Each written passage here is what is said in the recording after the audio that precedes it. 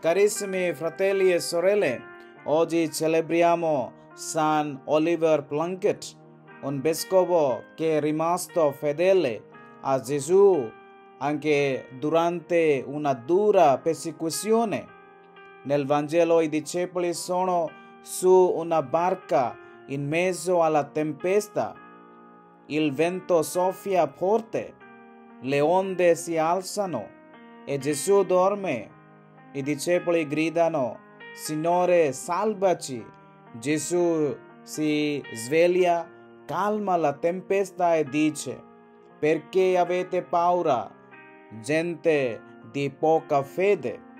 Anche San Oliver ha vissuto una tempesta, è stato arrestato, accusato ingiustamente e martirizzato, ma non ha mai perso la fede. Come i discepoli, ha creduto che Gesù era con lui anche nei momenti più difficili.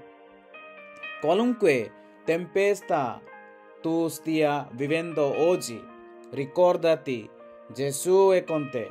Non avere paura, fidati di lui. Può ancora calmare il vento.